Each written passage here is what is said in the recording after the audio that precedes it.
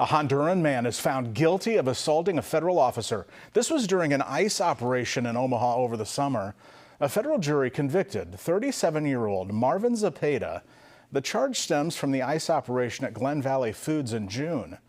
Evidence showed law enforcement, including Deputy U.S. Marshals, helped carry out a search warrant at Glen Valley. They found Zepeda hiding in a crawl space. He refused to obey orders to surrender. Marshals went in to get him after a half hour. They say as they approached him, he armed himself with a utility knife. Eventually, officers took Zepeda into custody. His sentencing happens in March. He could get up to 2 decades in prison.